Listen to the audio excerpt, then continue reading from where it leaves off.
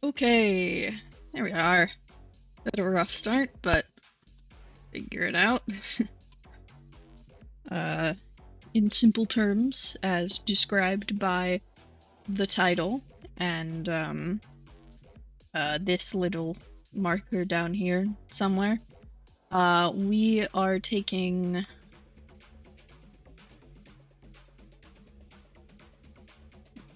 Why am I doing that? Okay, we are taking this and making a character design out of it.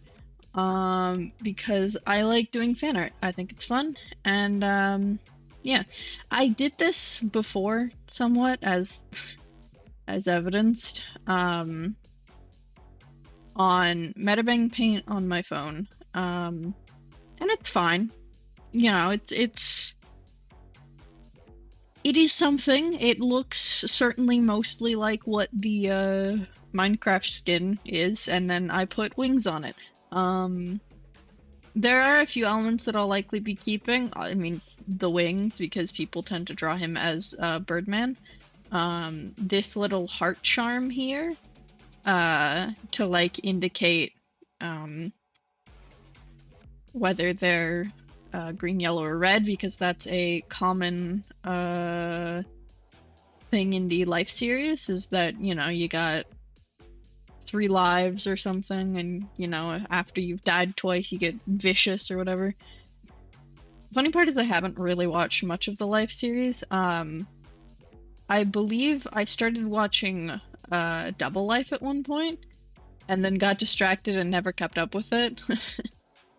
But I still really enjoy content from the general crew that tend to be doing that stuff. So, you know, why not have a bit of fun with a Minecraft skin? And of course, we also have the parrot version. And then I started messing around with GoodTimesWithScar's skin as well at one point. But this is all old as fuck, so we're not using that. Like that, and then I have these for, you know, generally like reference, inspiration, that kind of thing, but mostly keeping them out of my way. And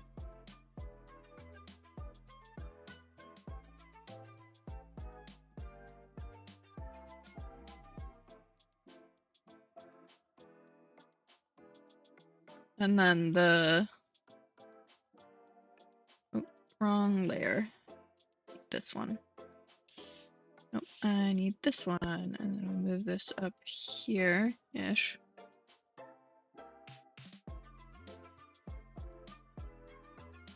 And then the actual skins can go over here. Don't worry, we'll bring this back out later if I start, if I end up drawing Good Times with Scar today. We'll see.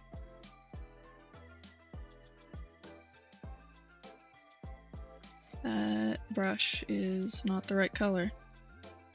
Yeah. Okay. A little bigger. So I'm mostly going off of a few different ideas I've seen. You know, there's the classic winged character who has wings on their head as well trope. I have a character like that myself. I usually stick to my own sort of ear replacement design when drawing winged characters, which is I'm currently working out the actual official anatomy for it, but it's not a wing, but just like feathered, and it can move up and down to like emote and stuff. So I might stick with that for this, as I did originally. You can see it's kind of hard to see actually, but we zoom in, you know, you can see it here where it's like this sort of like almost wing, and then it like flares out when scared or like droops down when sad, kind of stuff. Because I like being very exaggerative with physical features for showing emotion. I think it's interesting. But I mean, at the same time, you can do the exact same thing with like wings on a character's head, and it also looks really nice. It's a good aesthetic, and it's pretty obvious why it's such a common design for like winged characters, because it looks good. And it's like, it allows for interesting like movements and emoting and stuff. A lot more than the other style could, because instead of just going up and down or, you know, flaring out or being closer together, it's an entire wing, which has a lot more articulation. You know, it can move outward, it can come in closer to the head, it can like move even further and like cover parts of the face, that kind of thing. And you know, from there, there's also the classic Grian Watcher aesthetic. So you've got the eyes everywhere, the purple. He is in fact viewing you, willingly or otherwise. So that allows for a lot of influence on like eye patterns, but I feel like if I personally stray too far into that, I'm just gonna end up making a copycat of a different character I have. So I might want to do something a little different. What else? Oh, right. I very recently watched an animation, which is actually what gave me the idea for what I'd be doing for stream today, because shocking absolutely no one, I don't exactly prepare these super far in advance, like what I'll be drawing that day. I tend to kind of come up with it day of, because I don't want to like commit to something and then not be interested in it the day of. But I was watching an animation that someone did of like Grian and Scar. It was, fuck, I don't remember what it was exactly, but they drew him as this like little owl guy. And it was the cutest darn thing that I have ever seen. He was just a fluffy little guy, and then Scar was like a doll or something. I should probably look that up because it's a really good animation and I think people should go watch it. But like, you know, he had those like big ol' I'm looking at nothing and also everything eyes kind of look, where it's like mostly filled in with the pupil, but you can see some of the you can see like a little bit of the iris.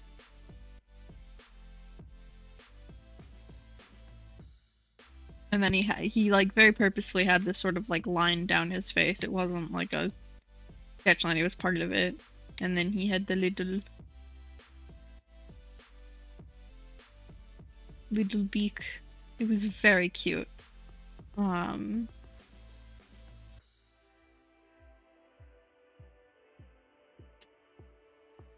So, you know, we could always go more in the like little creature route.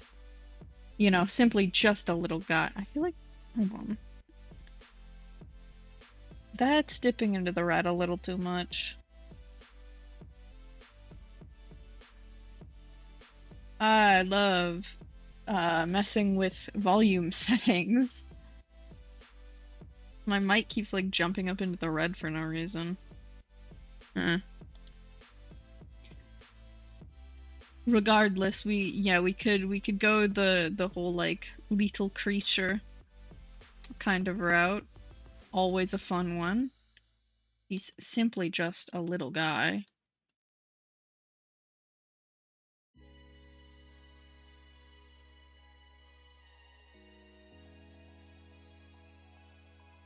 But as wonderful as that is, I do think I'll probably stray away from that direction specifically. For like the general design. I mean, lethal creature is still on the table for silly, funny, comical moments. But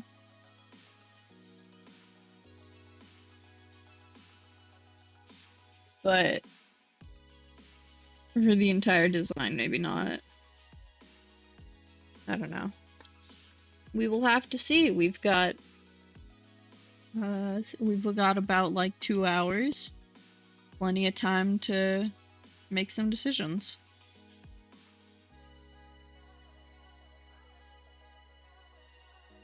Yeah, most of it is gonna be me having to pick between what I usually like doing for winged characters, or if I will be a sheeple and pick the well-known very good idea.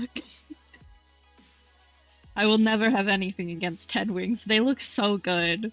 Like every single different way someone's drawn them, on the ears, on like this area where you might put like a horn, fucking from the back of the head closer to the front. It looks good.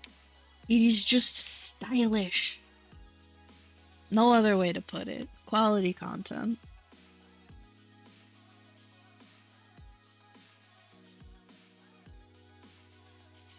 But what I am a little more familiar with, if we move these over,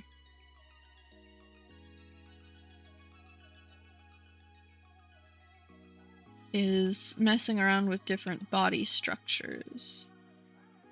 You know, like leg shapes or arm options, that kind of thing. Because when you have a bird-esque character, it gives you a lot of options for how you're going to, like,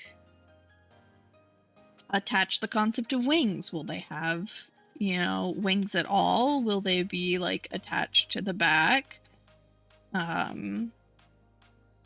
You know, with their arms still free from the wings specifically? Is it a situation where their arms are the wings. You know, instead of just having normal arms, you've got, you know, that sort of, this is the most horrifying thing I've ever drawn. You have that arm, but it has like the feathers attached to it, and you know, tends to usually be smaller than wings that are attached to the back because it's, you know, on the arm.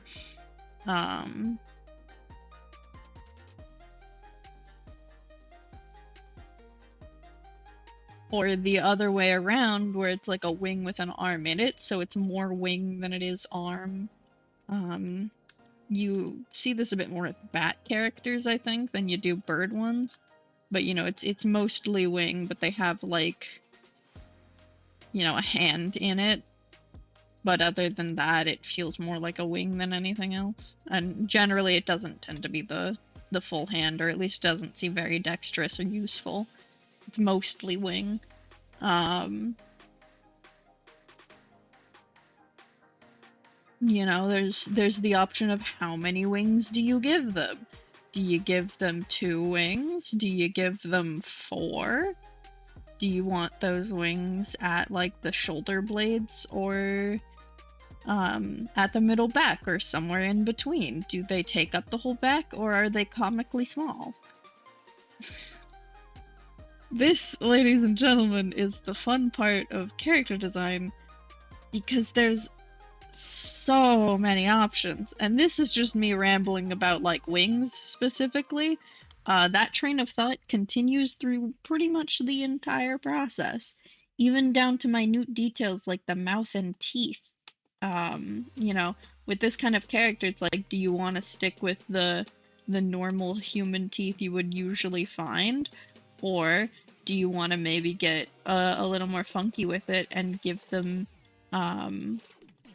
more like beak-shaped teeth, you know, very large front teeth or tooth, you know, be it 1 or 2, and a smaller one, then it like curves over kind of thing. But it's like inside their mouth. I know that's personally how I draw the teeth for my own Minecraft skin, which is very purposefully bird-themed. A lot of people will... I need to put these under. Hold on. That's the wrong direction. Like, a lot of people tend to draw Grian with wings. A lot of people don't draw him with wings. Some have him bird-themed, some don't. But there's, like, nothing specifically bird about his skin. I mean, he's just a dude wearing some jeans, some sneakers, a red sweater, and a waffle on his head. And then he's got, like, square eyes, no mouth. But, you know, people still latched onto the concept and went, you know what if bird? You know, what if he had little wings? What if he flew in the air like a little guy? But I, as an artist, went, you know what, fuck it. I'm gonna draw the design first and then see if I can translate it to Minecraft. And I tried. I didn't put wings on mine, but I did, for my Minecraft skin, I, like, spent like 20 minutes figuring out how to indicate that the legs had claws. And I'm not entirely sure how well it comes across, but I think it looks fine. I don't know, it's another medium, and it's fun to, like, explore with mediums you're not exactly familiar with. Like, you know, going from a two-dimensional artist who does traditional and digital to trying to make an entire Minecraft skin. And not all of it is exactly what I want. I still need to add more texture to, like, the shirt and the pants. But there are other things that I'm relatively proud of, like the texturing of the skin, or like the texturing of the skin or the texturing of the hair, which I did both entirely myself, which took so long because I had never done that before and I had no idea what I was doing. Or like the sort of like guards that I have on the shins. and I put a guard on the left arm to indicate like the sort of, how do I describe this? The like protective wear you'd have when shooting a bow. Because you have that like guard on the arm that's holding the bow, so that when you let go of the string, it doesn't snap against your arm and like injure you.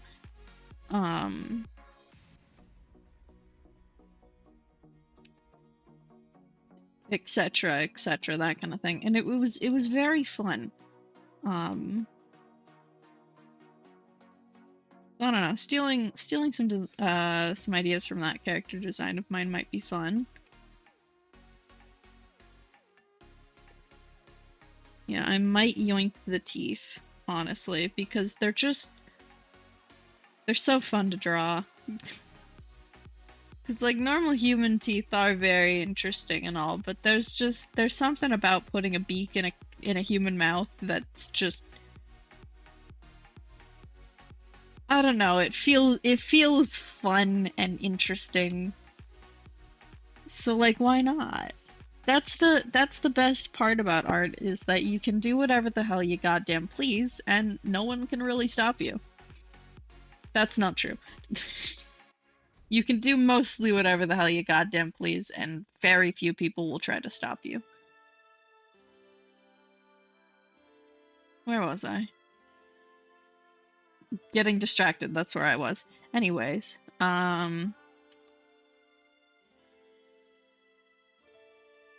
so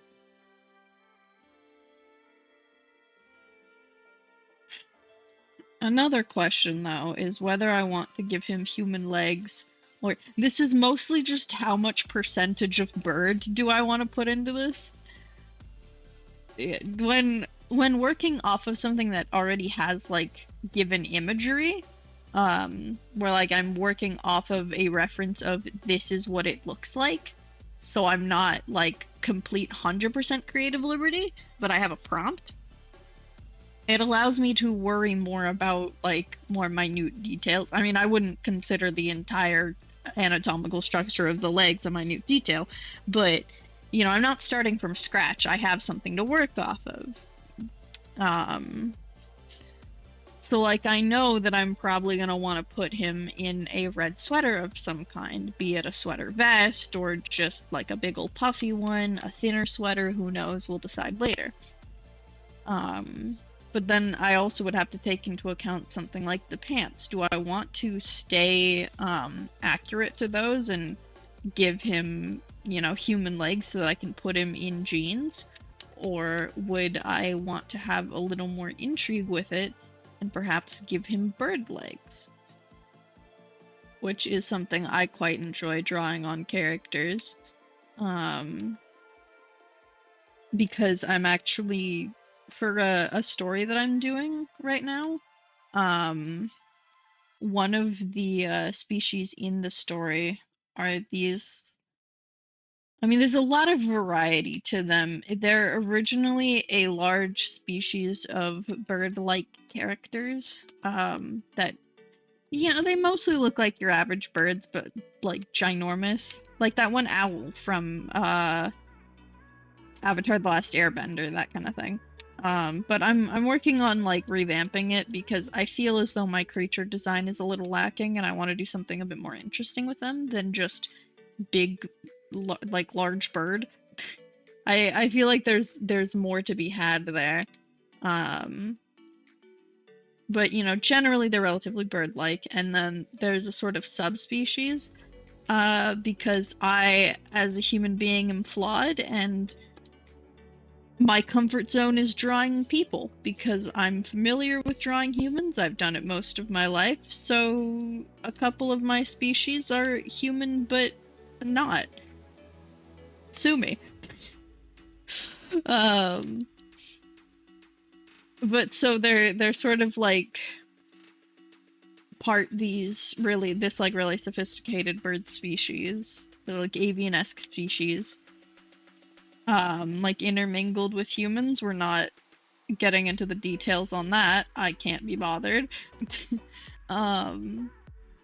And so there's a sort of subspecies that's arisen, which is not consistent yet because they're kind of in the middle of solidifying everything. Like Mother Nature is kind of struggling with this one a little bit. So there's like a wide amount of variety. A lot of them are closer to their original ancestry of the bird-esque species designs, and then a lot of them are a lot closer to humans. One of my main characters is actually one of the closer to human variety. But generally a trait they all share is they at least have like avian legs. None of them really have like human legs, because fuck that. I think bird legs look cool. So I then had to give myself the task to figure out changing the actual like internal anatomy of bird legs, because those things don't really have much muscle in there. It's a pulley system with tendons that allows them to open and close their like claws and their like toes and such to grab stuff. I think that's what they're called. I don't know. So like it's either flat or it's curled. Those are your two options, and it's just based on whether their legs are extended or not, and it's a pulley system, not musculature. But with how massively large the original bird species was, that wasn't gonna work quite as well, because these tendons for this pulley system would need to be massive to not like snap under the strain of such a large creature. This is really off balance. I don't care. Of such a large creature. So instead, I'm going to give them a musculature system, which is a really interesting task because I've mostly been basing their anatomy off of actual birds. Generally, you know, like I'm trying currently to stray a little further into the interesting creature design department. But from the starting point, it was always real birds are the major inspiration anatomically. Because I like world building and I like going a little too far with the world building into the details no one really needs to know. Because I think it's fun, and I know there are people out there like me who enjoy that like exploration of a world, just getting to, you know, get into the nitty-gritty and the nuances of just how things work physically, be it the environments or the people within that universe or the non-sentient creatures, that kind of thing. And I want to cater to my own audience of myself. The audience of me enjoys that, so I know there's someone out there who will like it. But so I've generally been working under that sort of lens of real bird, and then I suddenly turn around and go, wow, I don't have a lot to work off of because I have to make a thing that is not real bird. And I'm sure there might be like one or two birds out there that do have a musculature system working for that instead of tendons, but I don't know. I haven't looked it up yet because I've been procrastinating on figuring out how this would work. But I still gave myself the task regardless because I think it'll be fun. And it allows for like more interesting tool usage with the original species because they don't have like arms or like opposable thumbs. They don't have fingers. All they have like close to that is their claws. So the closest thing they would have for actually being able to like use tools or anything would be those claws, so it'd be relatively useful if they just so happened to have a musculature system that they could control instead of just the pulley system. It gives them a lot more variety in what they're able to do, and how they can use that to their advantage in combat and in everyday use.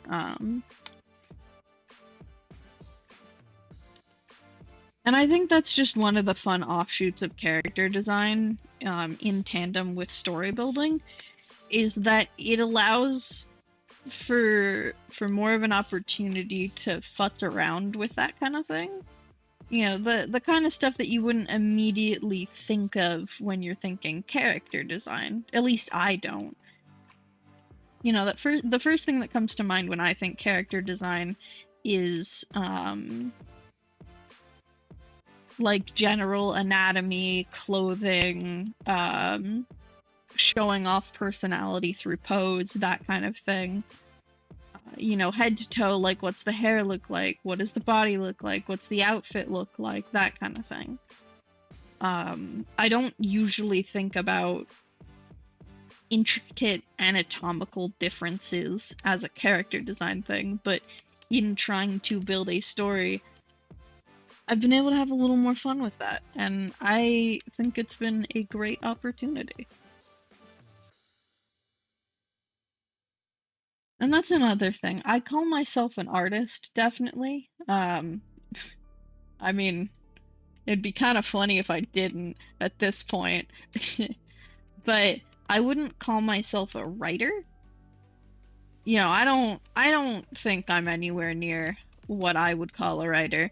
But I'm still like, that doesn't stop me from writing a story and, you know, wanting to write a book in the future. 'Cause like, who gives a fuck if you're good at a thing? You know, I wouldn't call myself a chef, but I still like cooking. I wouldn't call myself a baker, but I still like baking. And I wouldn't call myself a writer, but goddamn is writing fun. That's the spice in life. Doing shit whether you're good at it or not, whether you think you're good enough to label yourself by it or not, or even if you do think you are, not doing so anyways, because who care? All that matters is that you're having fun. There's your philosophical topic of the day. Moving on. I hate shoulders. Shoulders? Absolute garbage. This shit, the worst to draw.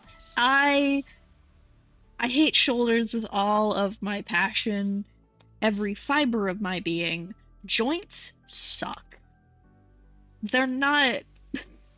They're so weird. Like, they do so much weird shit in the way that they move around and, like, function in connection with the rest of the body. It's like, how am I supposed to do anything with this? Come on. And if you do it, like, slightly off, it's like, oh god, the entire thing is wrong. We need to start over from scratch or it's gonna explode. Okay, I think I fixed it. It's fine. Crisis averted. I feel like this background is still too bright. This is still hurting my eyeballs. The constant battle of... Oh, it's locked. The constant battle of how dark do I need to make the background so that I can see. I feel like that darkens it too much though, because then I can't really see it relative to the pencil marks. I mean, that works actually. It's fine. It's fine. Need to turn my pencil back to black. There we go. Oh my god, I'm still nervous that, like, Twitch hasn't fixed itself with, the,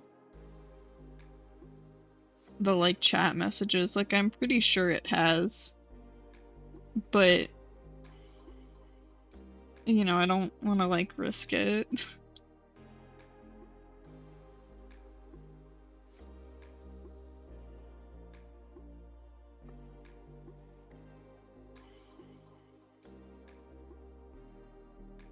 Because I think that was, like, the most active my chat has been, not including people that I already know joining.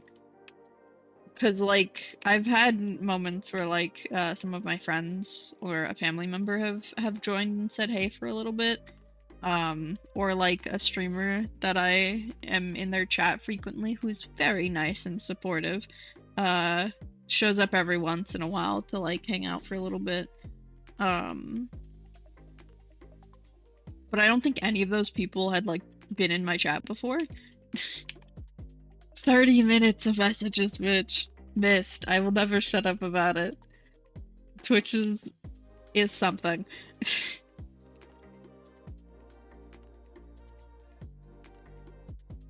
But that's life.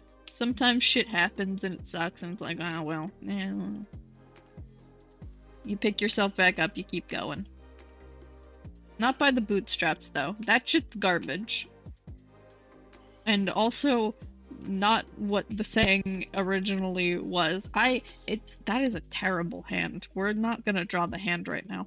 I find that really interesting about, like, common phrases and sayings, is how the meaning can get twisted on its head over time and even changed to be quite the opposite of what it is.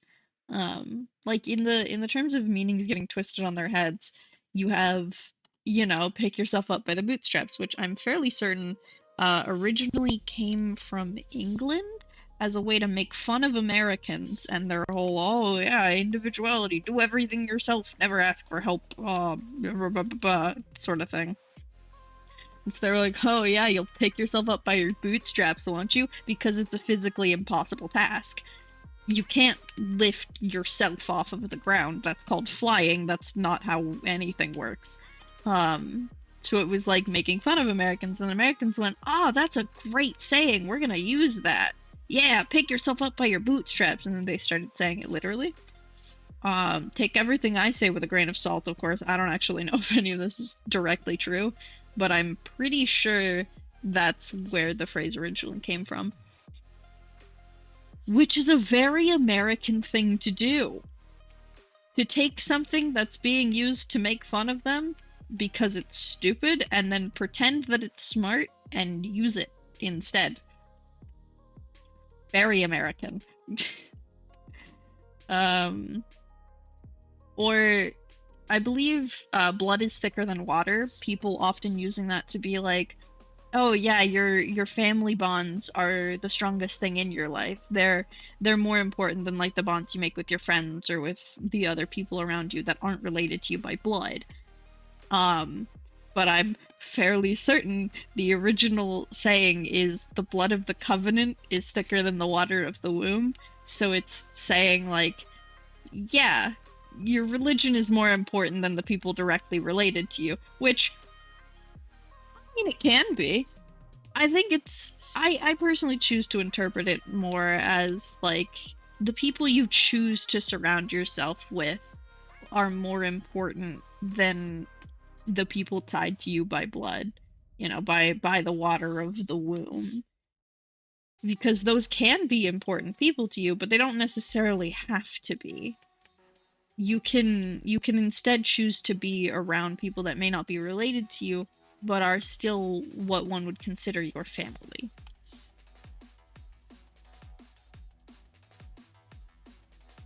No, I think my family's pretty cool, though. I mean, they have pet snakes and spiders. Who can't consider that cool? Like, pet snakes and spiders, both of my moms are witches. Our house, back when I was younger, was literally always Halloween. And, every time I visit, still that. It's always Halloween. Constant spookies. Never not spooky. And I think that's so cool. Why am I trying to draw ribs? I don't need to. Where is this arm even going, actually? I was gonna do a whole, like, leaning on the table thing to compensate for, this. This is not standing up straight. This is, in fact, falling over. But as much as I, like, draw that kind of pose relatively often with the whole, like, leaning on a table thing, it's not the easiest thing for me to pull off. Because I never really know what to do with the hand, is the problem. Like, I don't know where to put it. I don't know what to do with it.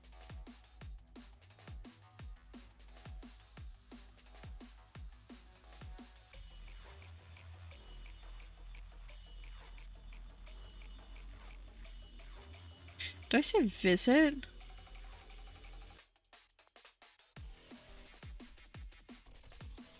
God, I need to leave work more often.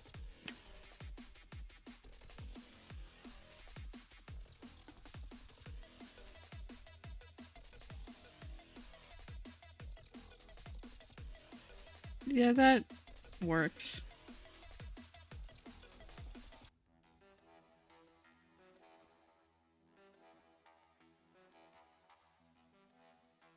I'm having a very long day. I keep forgetting which house is what.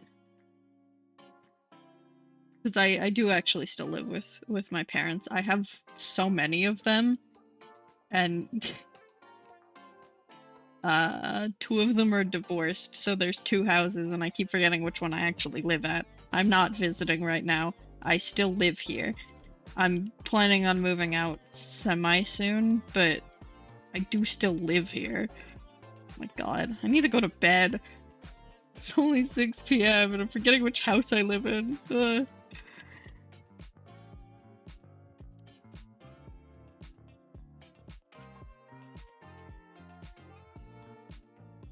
Yeah, I'm like out of the house a lot too, though. I'm either out of the house or I'm in my room working, so, you know.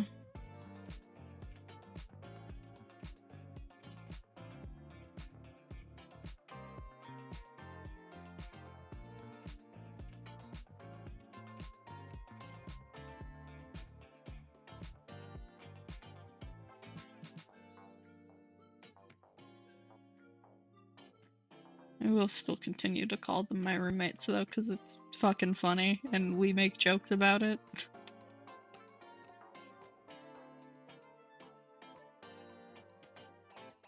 Because I mean, it's factually correct. That's the funny part, is that I'm not wrong. It's just silly.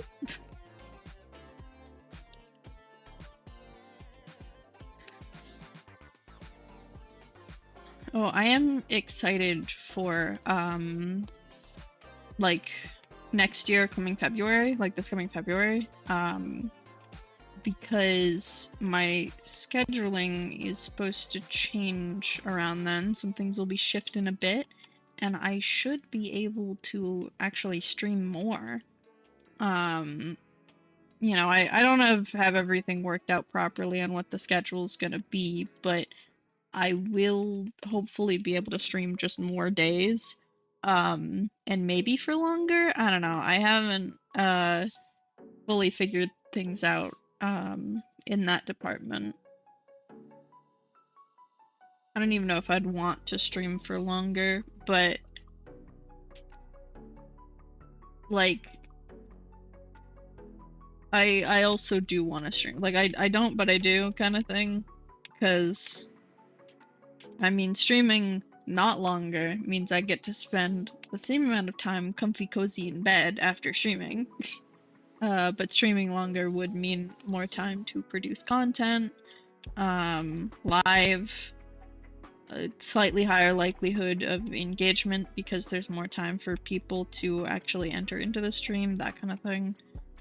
Something, statistics, whatever.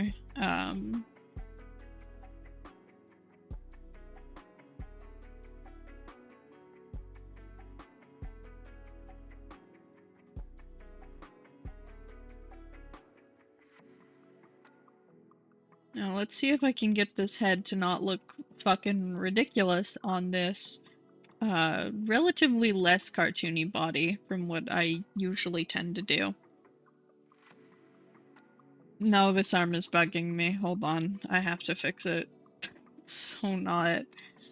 What is happening here? Perspective, man. That shit's hard.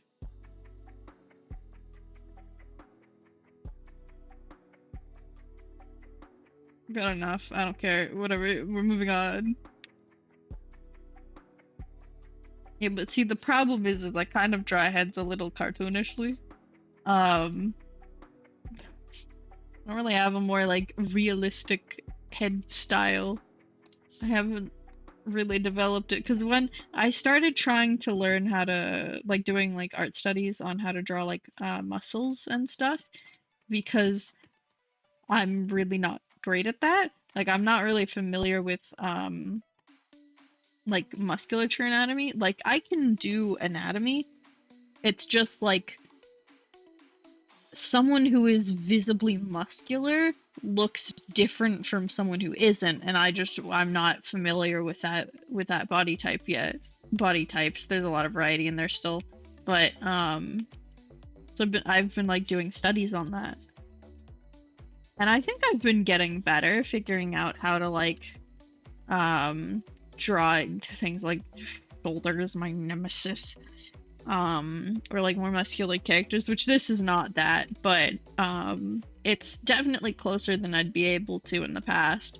But I didn't like work on the faces alongside that, and so with this more like anatomically accurate-ish design style, the way I tend to draw heads looks a little bit odd if I were to put it simply. Which, I mean, I can sort of... The fun part about digital is I can resize shit, so I can make this bigger to figure out what I'm doing first, without having to worry about overlapping lines with the body.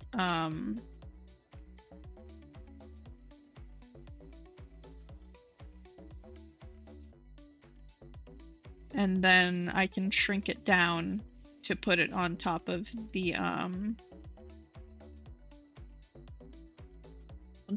neck.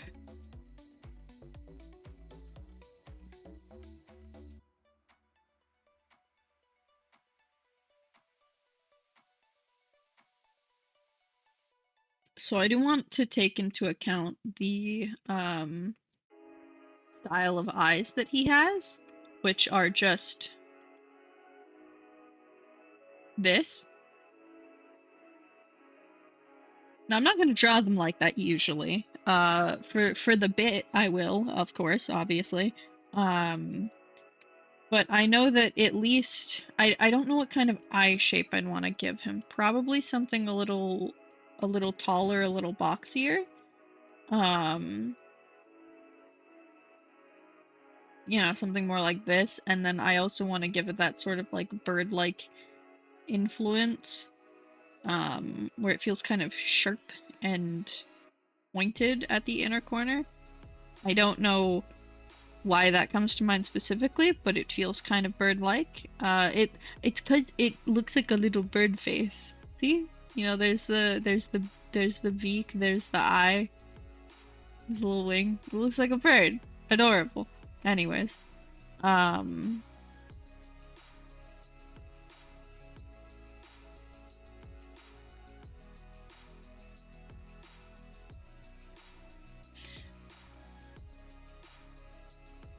but something more along those lines, like a boxier eye shape, I think. Because while I could do that for all Minecraft characters, I think someone whose eyes are literally squares, rectangles, has earned the box eye shape design token, certainly. And then obviously his pupils will be square. Because I am anything if creative.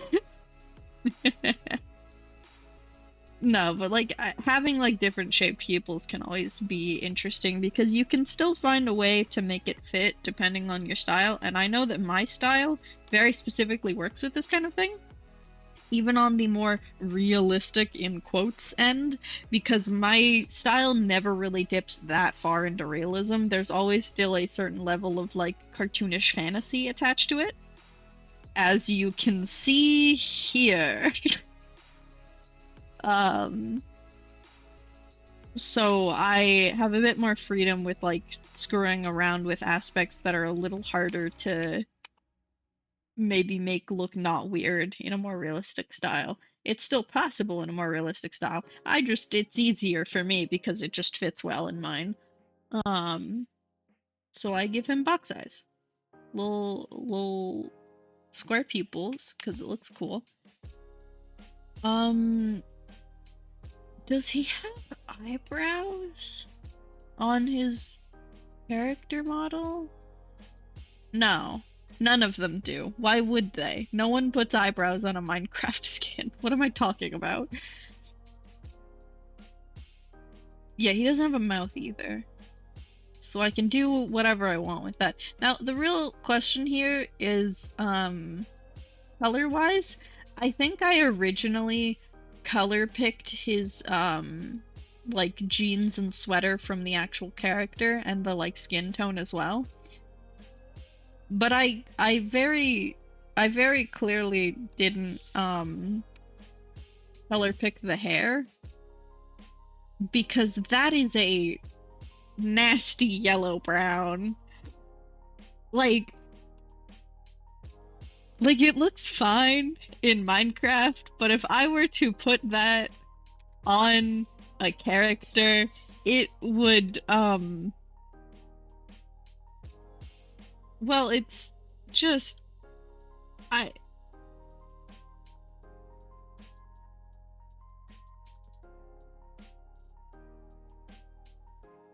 mean, look at it. Like, the dark gray background isn't doing it any justice, of course, but, like, that is a color of choice, let me tell you. It's it's something. I prefer a slightly less yellowish brown when it comes to hair colors, so it looks less, how do I describe this, moldy, I guess? I don't know how I would describe that color, but I don't think I'm gonna color pick the hair, but I will probably still color pick the sweater. But back to where I was, like, the original point on, like, the legs is I don't know if I want to do these, like, more animal-esque legs, because I feel like they look cool, but I don't know if they stray too far from what I'm trying to do in my eyes. Like, I mean, people have gone further, and it still looked great, and could be identified as Grian with a little context. But I don't know if that's what I want to do with it. I don't know if I want to try and stick a little closer to the original design and give him jeans. Because as much as it'd be funny, I don't want to try and figure out how clothing folds for jeans and denim would work on these kinds of legs. And I'm certainly not giving him jorts. I have a conscience. I'm not giving this man jorts. I could. I mean, no. I won't. I will have mercy. He will not have jorts.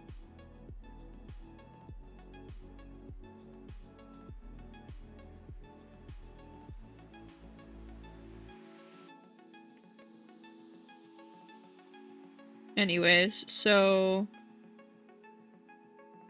face-wise, I'm thinking his mouth very small, not very noticeable.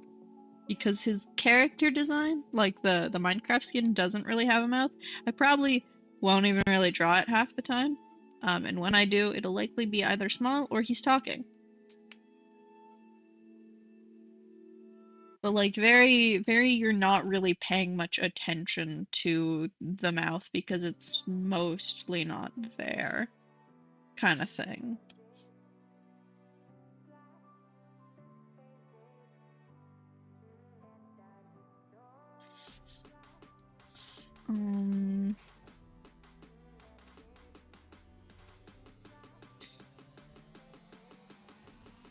And then bird-wise, I could look towards maybe giving him some sort of markings?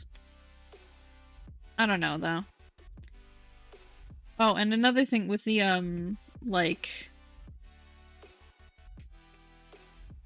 face, like, whether there'll be, like, head wings or, like, these bits. I know certainly that if I do it, my way, there'll be like little bits of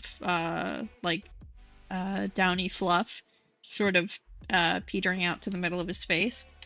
I don't know if I'd want to do that because like I showed that over here it has that, but I don't know if I'd want to do that with the head wings because these tend to cover the face more generally, and you're not really going to see that connection point as much, like the connection point here, so it's kind of not as obvious where this face is coming from. And I feel like the wings themselves would do enough for like decorating the face to not have that, which would allow for freckles, which are based as fuck. They look very nice always. Nothing ever wrong with putting freckles on a character. I think that is always a good decision.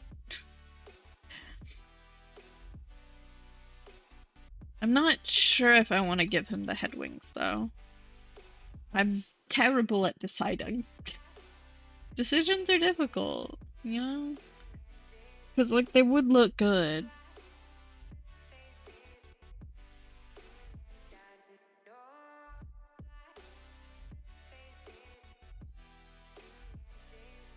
But I mean, so would these.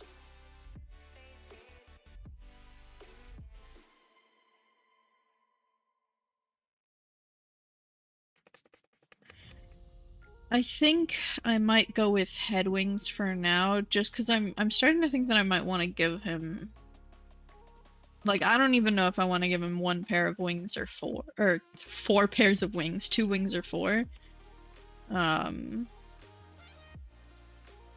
Like giving him 2 pairs of smaller wings because I'm not gonna give him a pair of large wings and a pair of small wings. I don't know how to balance those because when I give characters large wings, it takes up the entirety of their back.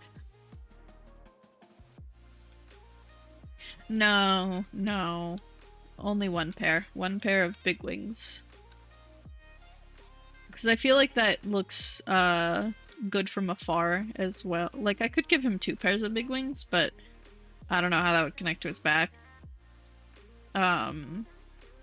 But I feel like it looks good from afar as well, because, you know, when he's like up in the air in the distance flying, then you have the one pair of like really big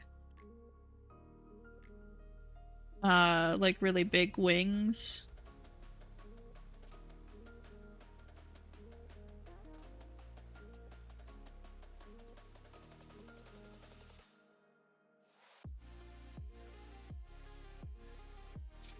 Versus like 2 pairs of smaller wings, which wouldn't be as easy to see.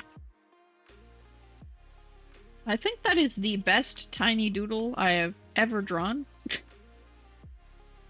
Of like bird character. Sick.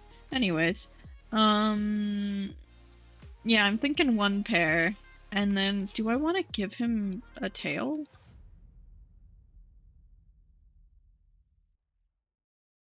Well, if I give him the avian legs, I'll give him a tail. I know that much, but... if I don't give him those, I probably won't give him a tail, and it might be more of like a... they show up when he has an elytra moment thing. Because, you know, if he's like flying off with his elytra, then I'd draw them as wings, like some other people would do. Like I've seen other people do, where it's like the wings aren't there until he's flying with his elytra. And they'll do that with like other characters, but you know, different designs. Instead of bird wings, it's like bat or dragon wings. Or I think I've seen people do for God, what's his name? It's not B-dubs, it's... I cannot remember for the life of me, but they'd give him like big ol' massive jetpacks that like spew fire that are like attached to a harness so that he can fly. That kind of thing. I don't know. I'm thinking I'm probably gonna stick with the human legs design though, which I mean, real funny that I drew all of this and then we're gonna like axe the bottom half, but you know, that's how art goes sometimes. And the fun part is that I can save this and just use it for something else. Because who said that this had to be Grian? You know, this is a very generic sort of bird-esque character. I could just turn this into a drawing of a background character. Mm-hmm. As much as delete your art is important, save your art for future use is also important. That's why I have things like silly little mini doodles that are not really any different from the bigger one, but like slight adjustments just so that I can remember that they exist. And put them to use later. What does his hair look like? I forgot.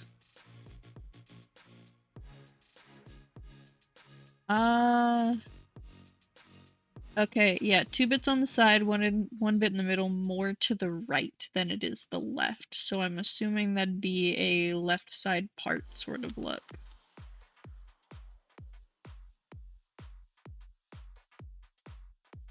So we'd maybe put the part like here-ish? Yeah. And then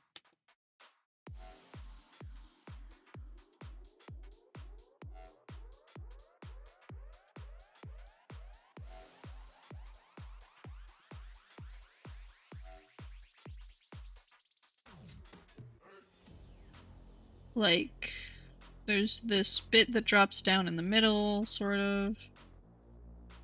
And then the part on the side, and that looks weird. I don't know.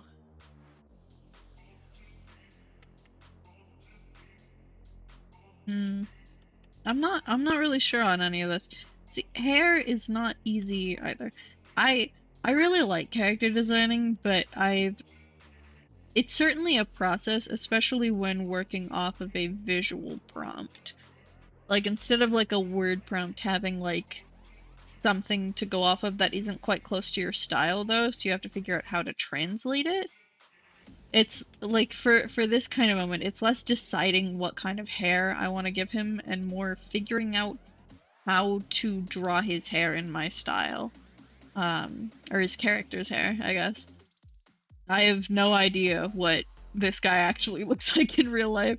I'm sure there are pictures of him on the internet, but those are not relevant to my current task, so I don't really care. Because my current task is his Minecraft skin.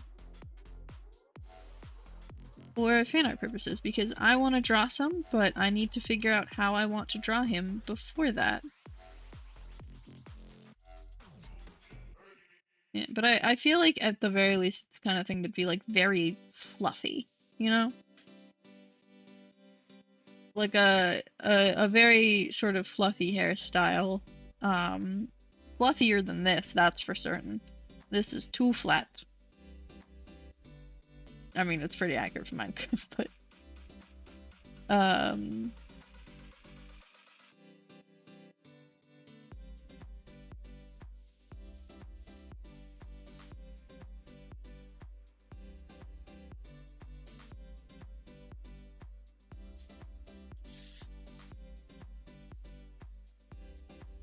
yeah, maybe something a little more akin to this. I still want to try and keep it kind of boxy though, because Minecraft.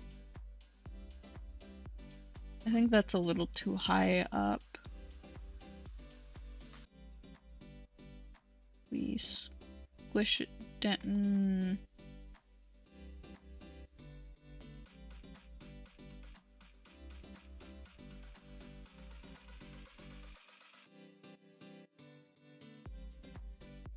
Sure. That's okay. No. Let's try that again.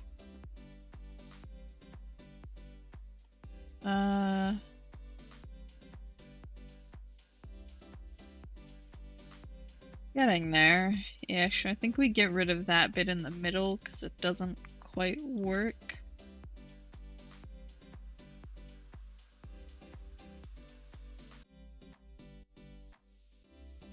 Kinda. Or if we just let it fully go, like, over-ish. Okay, so for the sake of things to talk about, holiday seasons are coming up. You know, it's getting colder. We're reaching the end. We're halfway through November. Like December is coming up, so there's, you know, there's Yule, there's Christmas, there's Hanukkah, there's Kwanzaa, there's, I can't remember the rest of them off the top of my head. But like the holidays are coming up and they are approaching. Beware.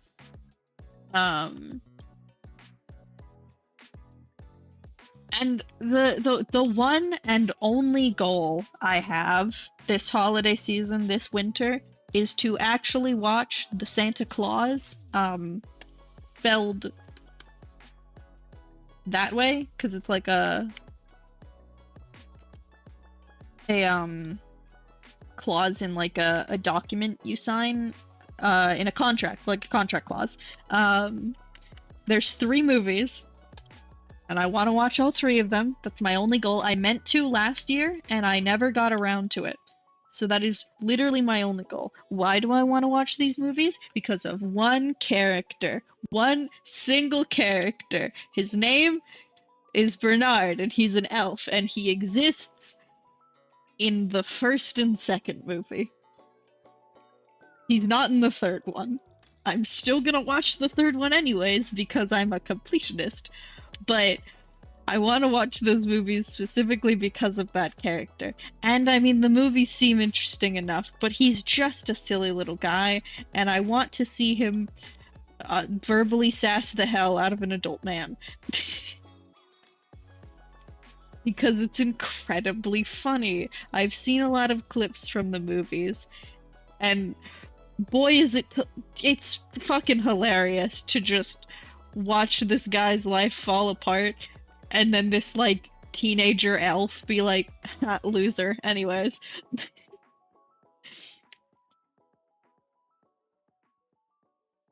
So here's to hoping I can complete that goal. I will not watch them until it is December, and hopefully snowing outside, you know, for the aesthetic of it. But I'm fingers crossed that I succeed, you know? I am not feeling this. This is not going the direction I want it to. And I don't know why. I'm not sure what's off here.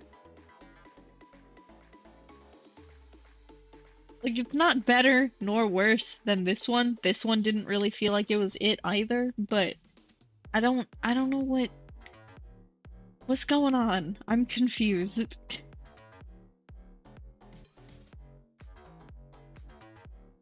Like, it looks fine. I like the way this looks. It just doesn't feel like I'm drawing Grian. And I don't know how to fix that. The facial features, maybe?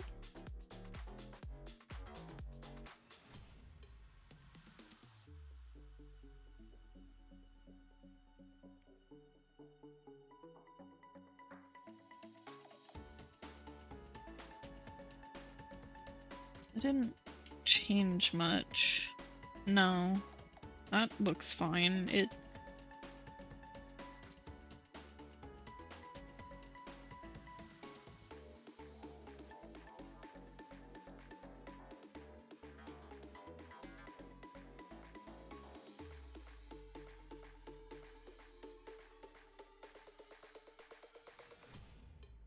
I have no idea why this feels so off. It might be the hair.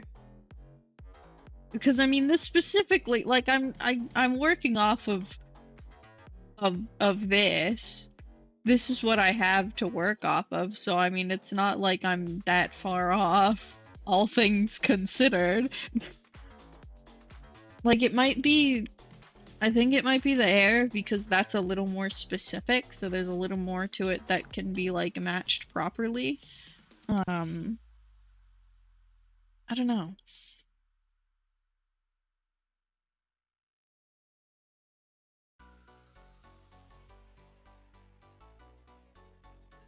Like, it doesn't look bad. It looks fine. It just feels off for some reason. I don't know. What did I do in this one again? Right. I very purposefully had that, like, over part. I don't like how that looks, though. In my style. It feels wrong for some reason. Huh.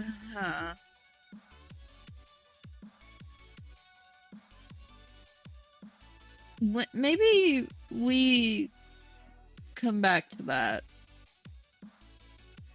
Maybe.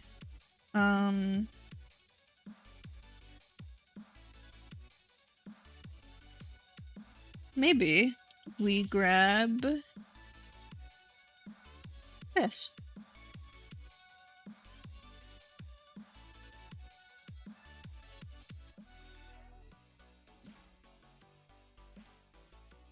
Now, this was more of a, like, outfit thing, because I didn't really have any, like, animal motifs to work off of.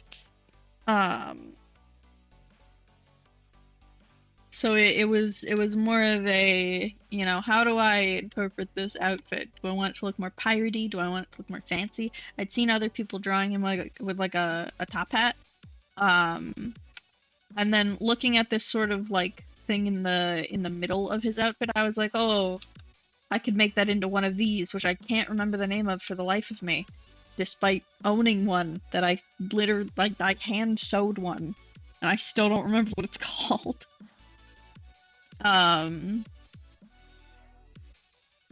But wait, can I?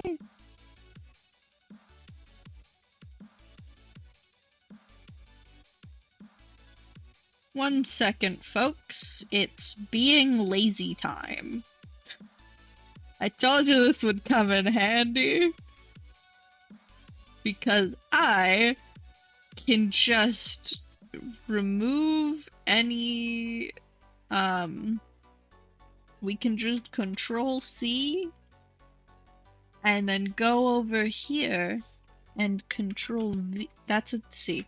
Control. Oh shit. No.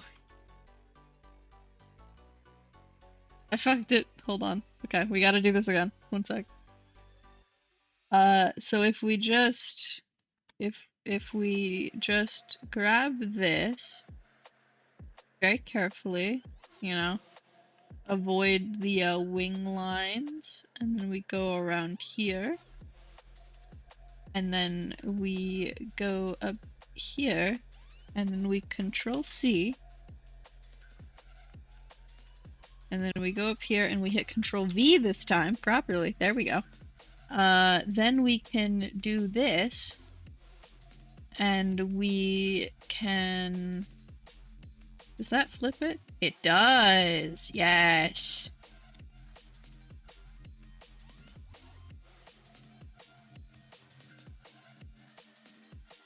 And bammo shablamo, there you have it.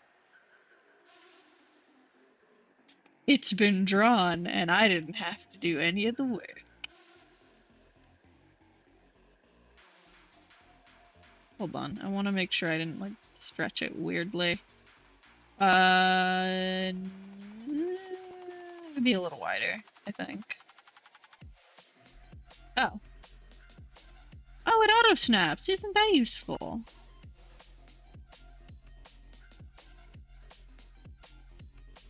Wait a minute. No, that's just it snapping to the middle of the screen, isn't it? Yep. Alright, well, that's annoying. I've been fooled, bamboozled even. This needs to be taller. Shouldn't be the same height. Not me fucking trying to figure out how to...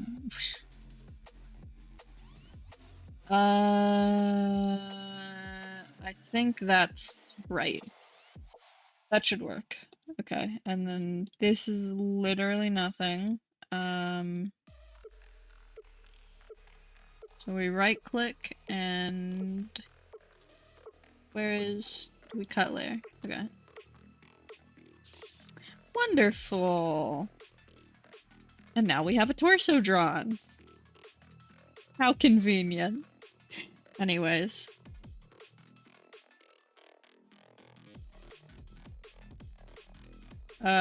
So this one has human leg.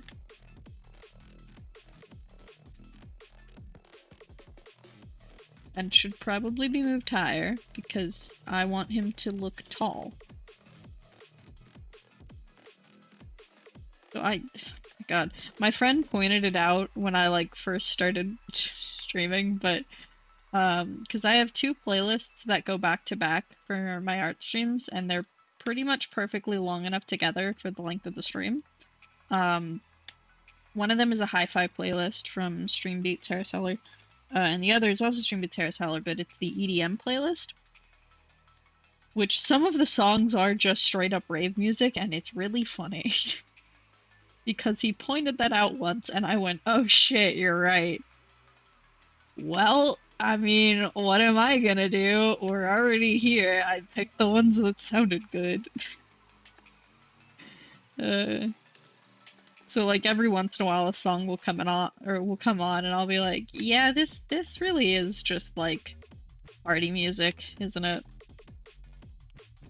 You know, a wonderful background to generally chill streams. Like listening back on like my my VODs, because they'll like autoplay when I'm downloading them from Twitch. I sound so tired half the time. Like I sound exhausted, so very eepy, and like I am minutes away from going to bed.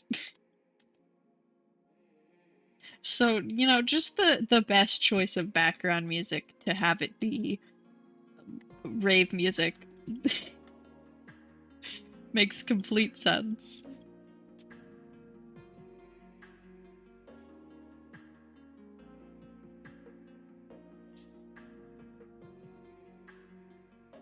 Okay, let's shift this over.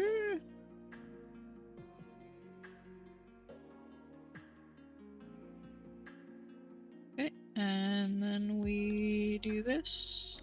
That's not the right pencil. And then we do that. And then we do that. And that should be good.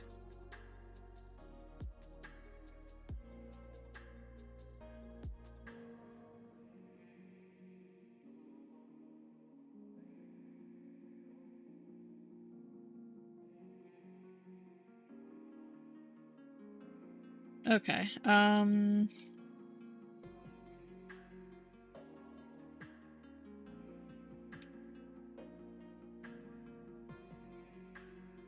then it's like this-ish. Where would I've made this really weirdly off kilter. Like the pelvis.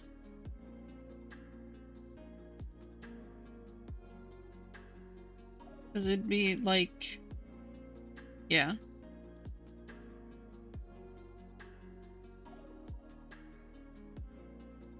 I don't know if I made this too wide as well.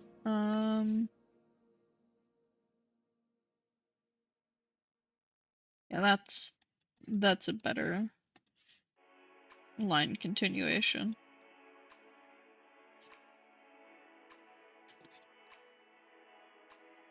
Okay, and then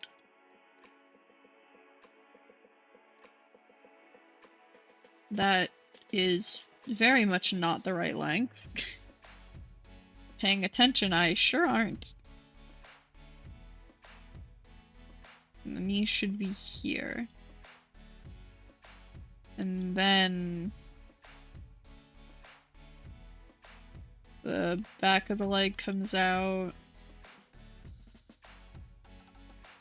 And there's the shin and the foot. Anatomy, everyone! The fun part of of character designing.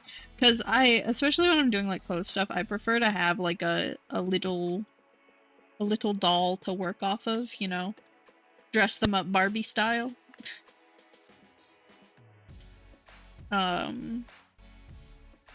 So I tend to just like ignore the entire concept of clothing until I have that doll sort of drawn out as such. But occasionally I will focus too much on making the little doll anatomically accurate, despite the fact that for the actual, like, if I were to make a reference image thing, which I don't really plan on doing for this, because this is not, like, it's not a reference of my own characters, it's just how I would draw these characters specifically. So all that matters is I can read it. So it's even less important that any of this really looks good, it just matters that I know what's going on. I mean, I want it to look good while I'm drawing it on stream, but you know what I mean. Like, when it comes to an actual character reference, I would usually go through this stage and I'd get all of the, like, designing done, and then I'd draw a completely new image for the actual, like, reference page. Like, I'd draw it entirely new. Just so that I can have more interesting pose work, because the point of this is not a good pose, because I'm not really thinking about a pose that is, like, portraying the character's personality and also showing off their design. Because generally for a character reference, I tend to worry about whether you can see a good chunk of their design in the pose, and if it feels like a pose they would stand in. Like a way, like, would they actually stand like this, and how does this show them off? Like, does this make them look like an excitable character? Do they look bored? Do they look tired? That kind of thing. And which of those is, like, accurate to their actual character? You know, are they a very excitable, athletic, sort of bouncy kind of person, or are they a more mellow, relaxed kind of person? And is their pose showing that off, as well as their visual design aspects? And of course, there will always be parts of the design that you can't physically see in that pose, because it's not a 3D model, you can't look at it from every angle. So there are parts that are going to be either covered up by limbs or are just on the other side of the character.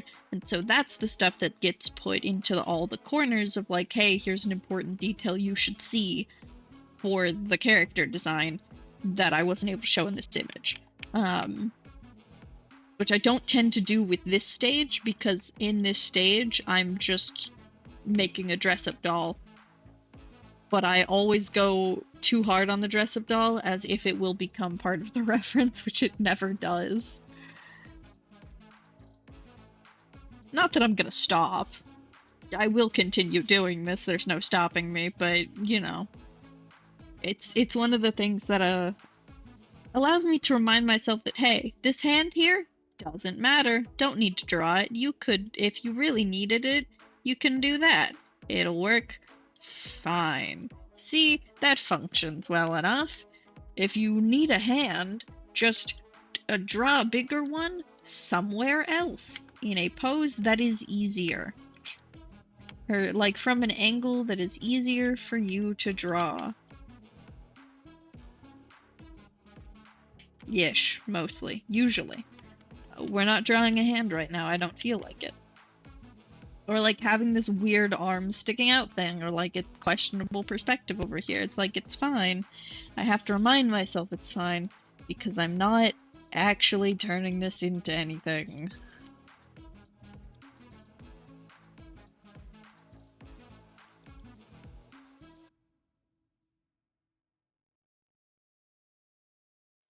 Ooh, I think I will have him looking to the side, perhaps.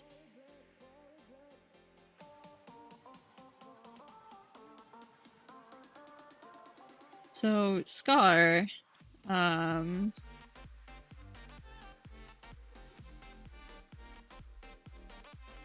want to have...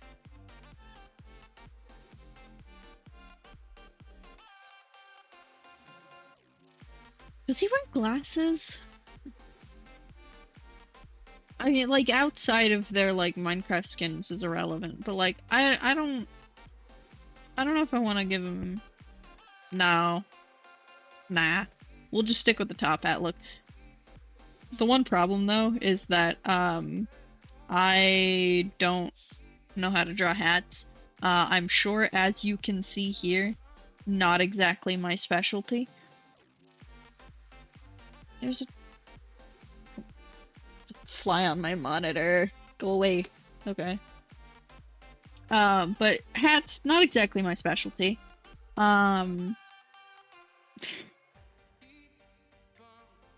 So it's always kind of a struggle drawing a character with a hat, because I have no idea what I'm doing. I really need to do like many studies on hats so that I can actually understand what I'm supposed to do to make them look good. For now, this will work, I guess.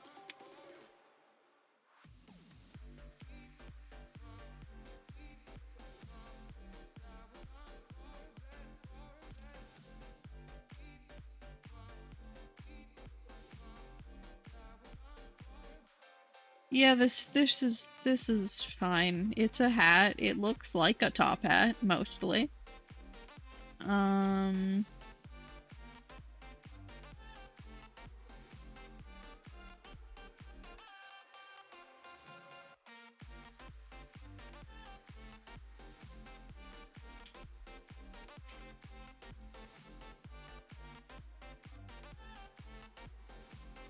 That didn't work. Okay.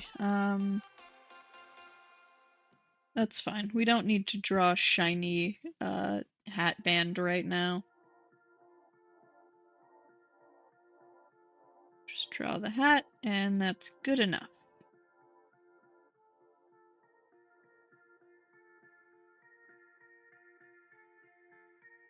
And make this like... Oh, god damn it.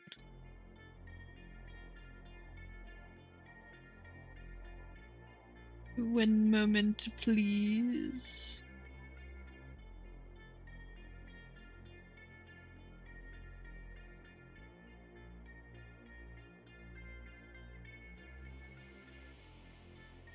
We like fill that in to distinguish it from the head.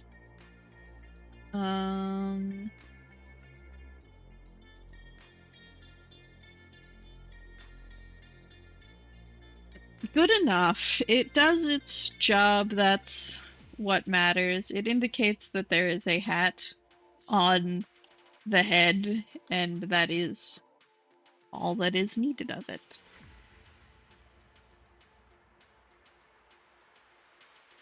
I say as I proceed to continue fiddling with it. Okay,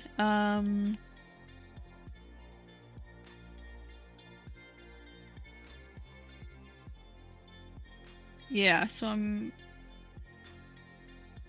definitely thinking the whole, like, fluffing out from under the hat kind of thing. Good look, very good look. And then generally, other than that, mostly just short-ish, kind of scruffy sort of look. Scruffy's not the word. Not unkempt, but a little messy, you know? Like the stylish kind of messy.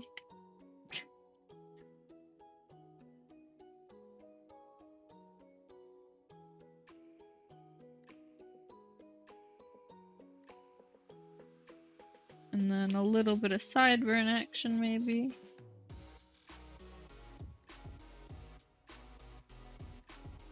Do I give him facial hair?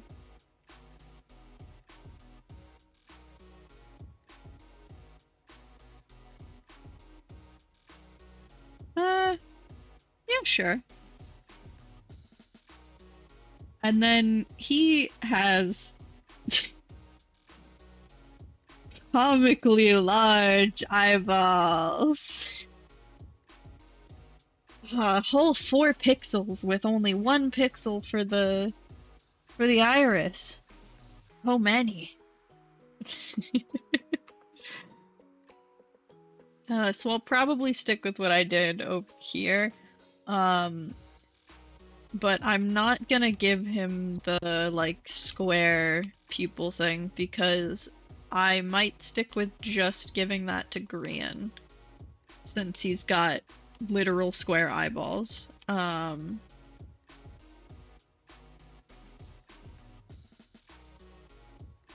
you know, I feel like that fits as like a Grian's thing in this design repertoire. Is that even the right way to use that word? In this collection of designs, because I want to draw like Hermitcraft and Life Series stuff.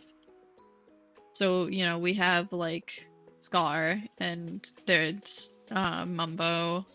There's Good Times with Scar, there's Mumbo Jumbo, there's Grian, there's I believe LD Shadow Lady and Smallish Beans are in there too. There's the person I was talking about earlier with some people drawn with a jetpack elytra. I think there's B-dubs, there's etc, etc, etc. There's a lot of people.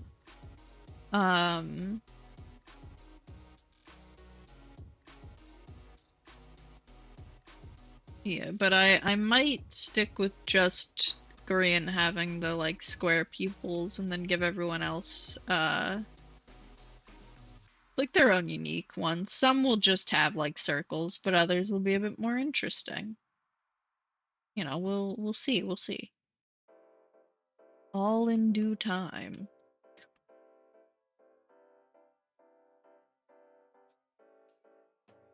But I want to give him like, why is that not? Oh. Oh. This, folks, is why we pay attention to what layer we're on. Control C.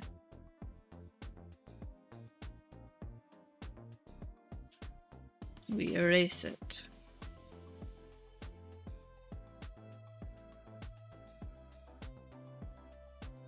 Control V.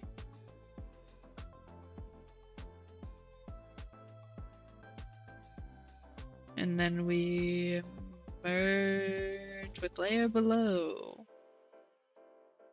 Wonderful. Anyways, you didn't see that. That didn't happen. I was on the right layer the whole time. Anyways, like several of them will just have like normal round pupils or irises and such, but you know, I want to give at least a lot of them some interest, because even small details like that can do quite a bit towards adding intrigue to your character designs. You know, something as minute as how you draw their pupils. Or their irises. I cannot keep the two of those straight. Like something as minute as how you draw a character's irises can play a lot into an interesting design.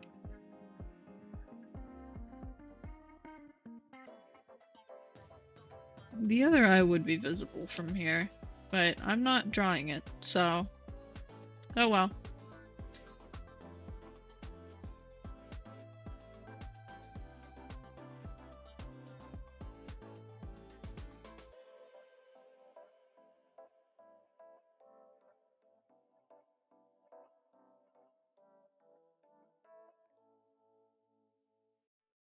And then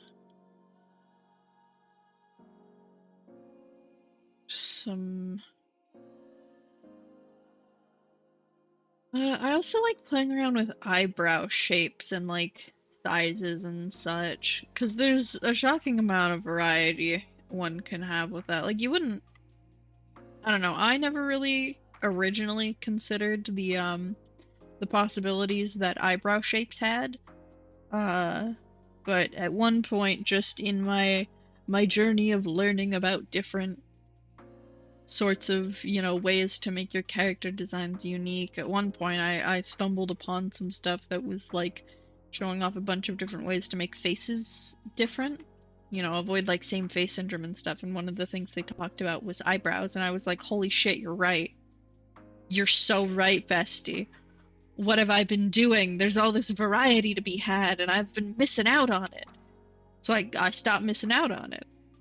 And it's so fun. Like, that's the thing with learning about art, is every time I learn a new thing, it just makes it more fun. Because it's like, holy shit, a new way to engage with this thing that I enjoy. Magic. You know, something as simple as being reminded that, yeah, there's like a bunch of different ways you can sort of alter eyebrows to look unique. It sounds like very, very simple and like nonchalant, and it's just like, well, yeah, duh, but once that like clicks, it's like, wait, there's like a bunch of ways you can do this, and it adds a lot more variety to like one's designs and the way that they, you know, work with their characters and stuff. And that goes for like a lot of things I've learned over the years about, you know, about like anatomy and character design and just art in general and such.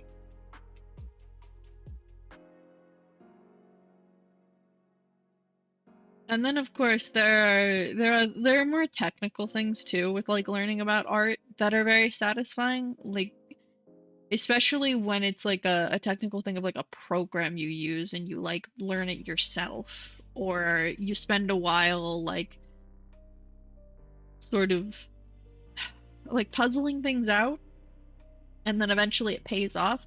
Like in Blender, because I had never used Blender before diving into a project with a friend of mine where we were trying to make a game inside of a game be real. Because there's this video game called Splatoon, where it's a third-person team-based shooter. Oh, hello, welcome in, Taz. But so Splatoon is like a 4v4 team-based third-person shooter game, and within the universe of Splatoon, there's a game called Table Turf, which is a card game version of the actual game that you play, and you can play Table Turf in Splatoon 3 specifically. And so me and my friend were like puzzling out how to make a game that is built on a digital format be a physical card game. Like, take this digital card game and how do you make it physical? Because there's a lot of steps to it that do kind of rely on being in that digital space.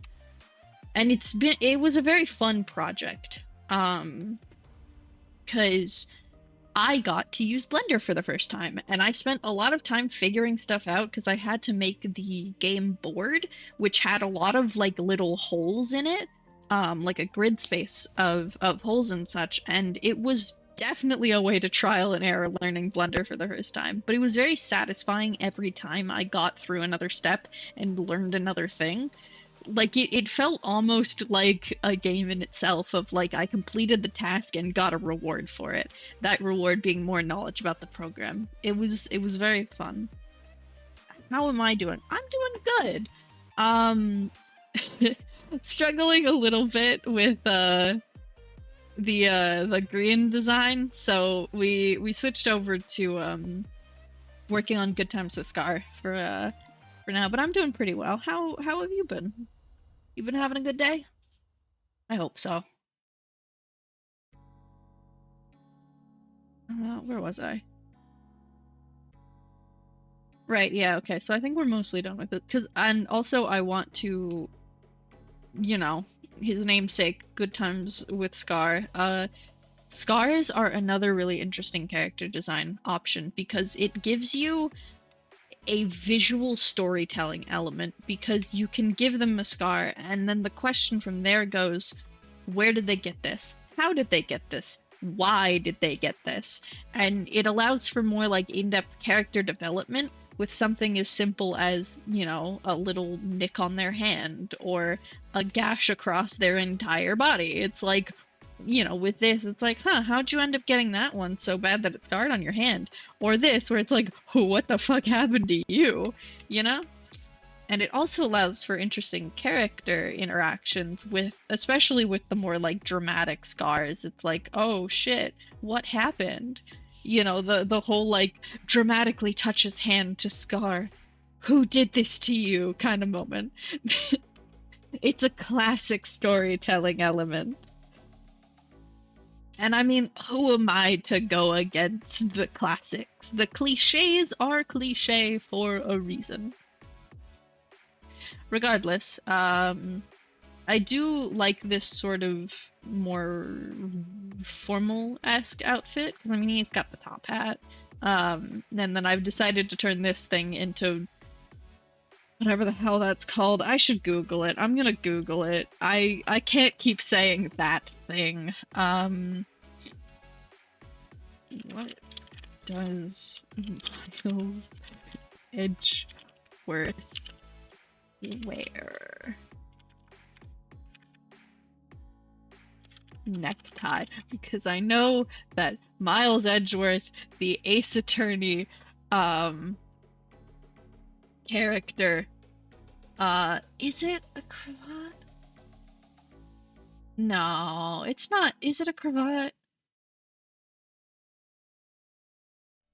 No, it's a jabot. He lies about it. I remember specifically he calls it a cravat, but it is not one of those because where is my pen?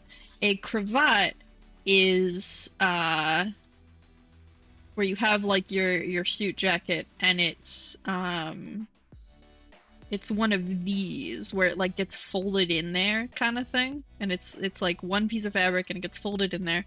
But this, where it's like splayed out and it's sort of like ruffly, and it often has multiple layers to it, is called a jabot. So cravat, jabot. And I know that because I own a jabot. I made one. I made one myself. I sewed it by hand. I put a little gem on it. I haven't put the gem on it yet. Have I?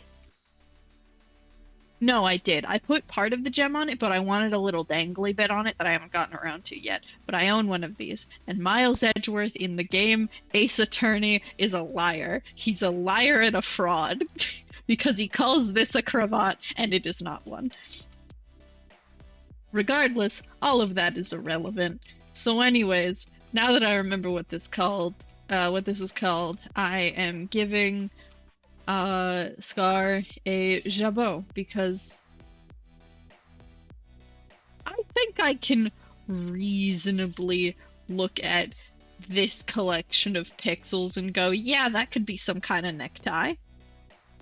You know, because it's like the jacket goes up, and if it were to like, you know, be the sort of like bend in part of the jacket, you'd think it'd like go here and it wouldn't be like curling around. So it looks like something going over the jacket. And what other than a big ol' frilly necktie, you know? And I also just think that jabots look cool. I should do this not on the same layer as the reference, and also not on the same layer as my little doll, because I'm fine with having the hat and the head be this, but I should put this over here.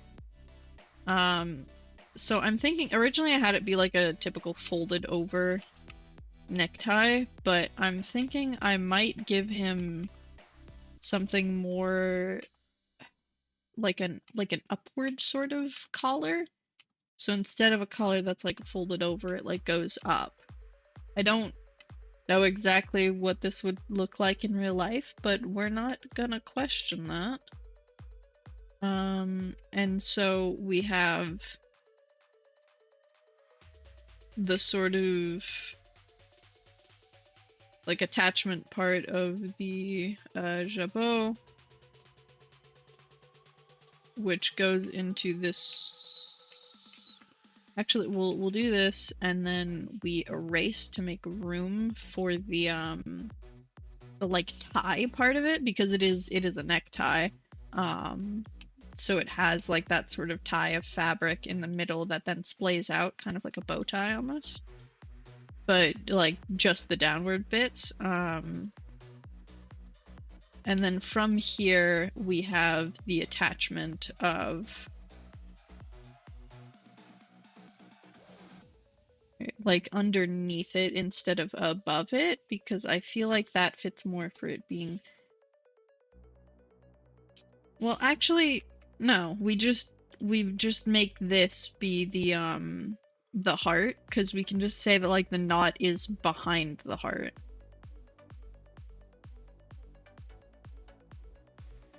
Because I draw the life series characters generally with having a sort of like charm that indicates what level they're at, or like what life stage they're at, you know, whether they're green, yellow, or red. Because for Grian, I have it as a little charm attached to like a sort of necklace chain that he either wears around his neck, or it's not a chain, that he either wears around his neck or attaches to his like wing backpack harness thing.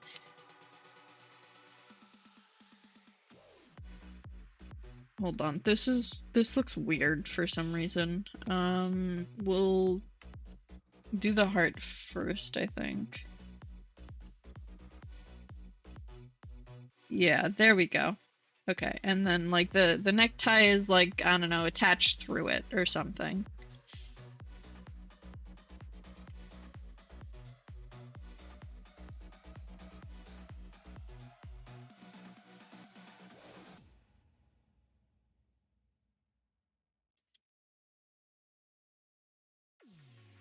Something like that, yeah.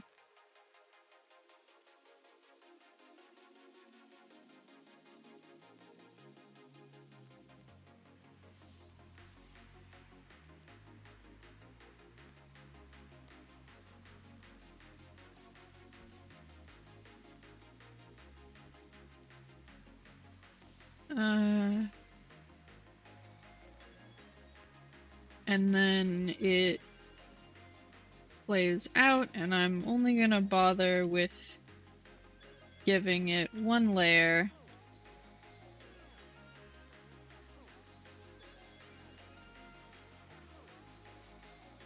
Because I don't want to deal with having to.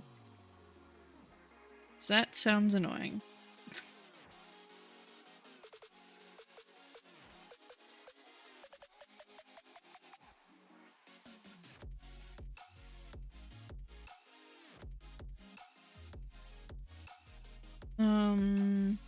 Okay, and then there's his... Do I give him a jacket or a vest, though? Because I could give him a suit jacket.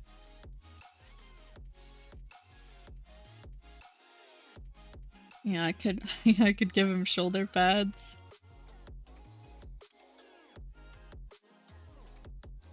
No, I can't. I can't give him shoulder pads. That's no. Okay. But like I don't know if I want to give him like a proper suit jacket, because I feel like that would fit more with his characters, like with his Minecraft skin, because it's a jacket.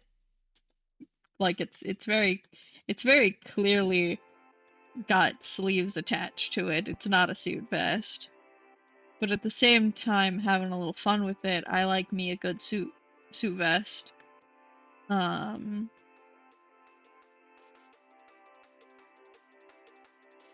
I mean, I feel like it would look good. It does look good, as evidenced. I don't know.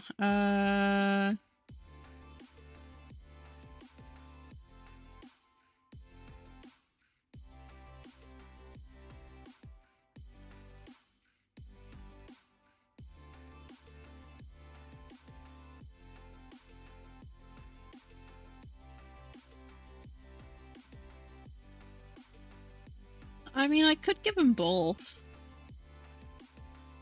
I could very well just... I could do both. There's literally nothing stopping me from... Which side is it buttoned on? Oh god. Cause okay, there's this like ridiculousness of like men's clothing and women's clothing typically being buttoned on different sides because like I think it was I don't know, one of the two genders was expected to dress themselves and the other was expected to have people dressing them. So the buttons were placed on whatever side would be easiest for the person who was doing the buttoning, be it the person wearing the item of clothing or someone in front of them. And this is under the assumption that everyone is right-handed because olden times, they didn't really like left-handed people. At least this is what I've heard is the reasoning why there's two different ways buttons are attached to clothing. And I can't remember which is on what side. I think it's men's buttons to the left because you want your dominant hand on the button. Maybe. I have no idea. We're gonna assume that that's the case and we're gonna button this left. And mainly, I choose not based on what the gender of the character is, but whatever the dress themselves thing was, because I feel like that makes more sense. To be able to have easier access to your own buttons. So regardless of the character's gender, they're all buttoned on the same side. Unless I actually cared about, you know, if they're like royalty or something, then I might have it be buttoned the other way, but is that... Hold on. Men's clothing buttoned on what side? Men and women do not fasten their clothes on the same side. Men's clothes have the buttons on the right and the buttonholes on the left, which seems very logical because the majority of the population is right-handed. Okay, I was right. Buttons on the right, buttonholes on the left, which means that the left side of the fabric overlaps the right side. So this is wrong.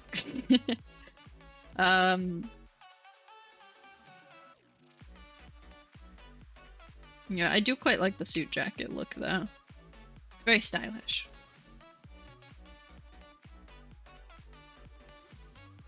And then make sure to add those fun little clothing creases to make it obvious that this is a thinner-ish fabric.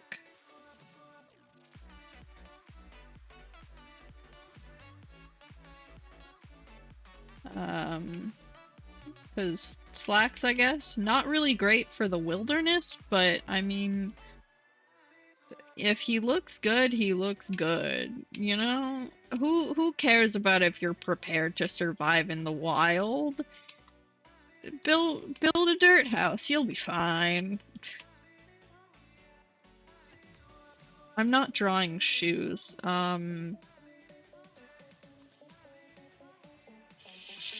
Fancy shoes. Perfect. There, shoes done. I don't hate myself, you see. So I don't really want to do that.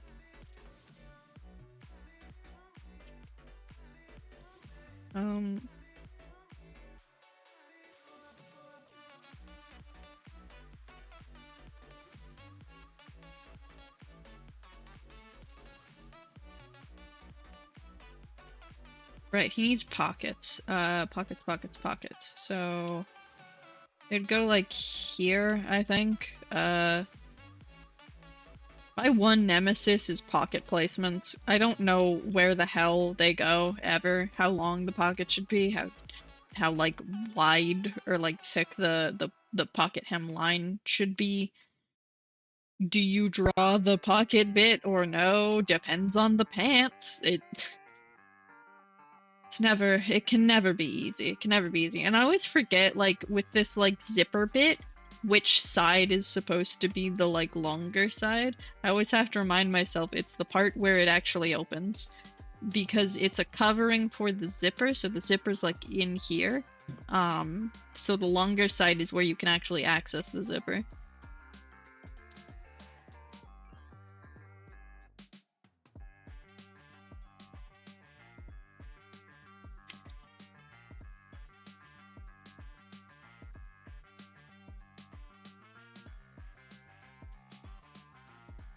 Okay.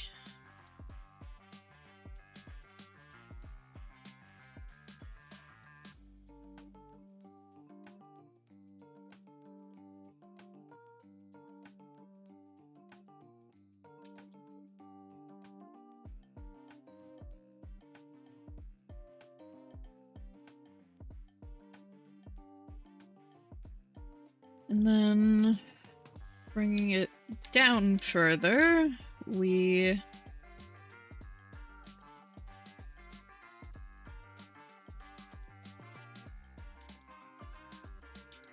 why am I doing line art?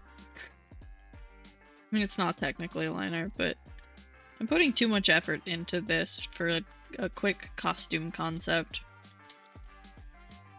Or like outfit concept.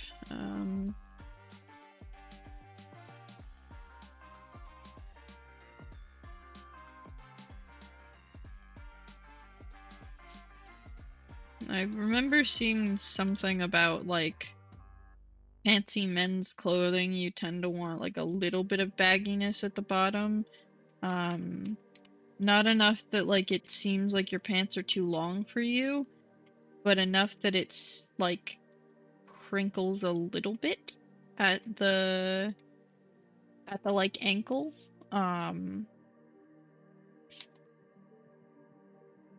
For I don't know, fanciness reasons, I guess. I have no idea why. I am not rich enough to go to a tailor. If something about my clothes is fucked up, I fix it myself. I don't have the money for that. Oh my god, I entered a rich people store once because I needed a suit jacket for a theater event that I was doing. I was in a play. And the character I was playing was like an announcer for an evil game show. And so I needed a suit jacket and I didn't have one. So we went to like a shop that was meant for like getting like fancy wear for men, you know, suits, slacks, suit vests, that kind of thing. So we went there because every other item I had generally already had or like got from like a like thrift store, you know, things like I guess like a Goodwill, Value Village, or whatever the hell they're called. Like, you know, from those bigger gin thrift stores or like an actual thrift store. But I could not find a suit jacket to save my life. So we went to like a proper place where you buy one. And my god, it was something else. There was like a thing at the door where you sign in. Like you sign your name, and then when they're ready, they'll like call you. Like you sign your name, and then you can go wander off at the store, and then they'll call you when they're ready to like assist you with like sizing to find the perfect suit jacket for you. And it was bizarre. And then I mean the price I got it at was like pretty discount. Like it was a relatively, it was in their like cheaper in quotes section. And it was meant to be like 100 USD, and we got it on sale for like 70, but I know relative to the other things in that store, that was not a very expensive item. And all things considered, for a really nice suit jacket, that was a steal. And I now own a really nice suit jacket for a steal of 70 bucks. But at the same time, spending $70 on a single item of clothing killed me inside. That was terrible. I just never spend that much money on clothes, not because I do like fast fashion stuff, but because I'm always trying to find higher quality items at places like thrift stores, or making my own clothes, which isn't as like always as like economically viable in the sense of it's not always cheaper to sew my own clothes, but I like the experience. And it's fun, you know? It's fun to be able to be like, yeah, this item of clothing, where'd I get it? Oh, you'll never guess. My bedroom. I made it with my sewing machine. I didn't even make it with my sewing machine. I don't like using machines. I hand sewed it. You know, that kind of thing. It's like, oh, this item of clothing that you are complimenting me on, you asked where I got it? I made it. Checkmate, bestie. And it's just, it's rewarding to make my own clothes, sometimes. But I see a problem here. But I mean, at the same time, I'm also like, I'm a little stingy sometimes. I don't like spending a lot of money on things. But like, I know deep down in my soul that was a steal, but in my heart, it hurt very much to spend $100 on a single item of clothing. I've gotten over it by now. It is a really nice suit jacket. I've been able to use it for a lot of things. I'm very glad that I have it, but oh boy. Push. And just being in a rich people's store was the weirdest experience ever, because there is so much of a social disconnect there. Because yeah, there was like the signing in thing to like get assistance from a worker, and then like how professional they were. They were like Miss and Mistering us in a way that was very different from like your typical, oh yeah, you're in like a grocery store and they're like, hey ma'am, or hey sir, that kind of thing. But it was very like very fancy. There was just an air of fancy to the entire store and everyone in it except for us. Like, we so obviously visually in like our clothing styles did not belong in that store, and it was so weird. Like, the people were very nice. They were very respectful. You know, they didn't do that thing that sometimes happens where it's like if they assume you don't have the money to shop there, they'll like ignore you or be rude. No, like the workers were very lovely. It was just such a strange experience. Bizarre, even. I don't think I want to go ever again. It wasn't bad, but it was not fun. It was very, very strange. Great suit jacket, great people. Maybe not again. I think that was a one-time opportunity for me. I did my whole research into what a rich person store is like, and I don't want to go back.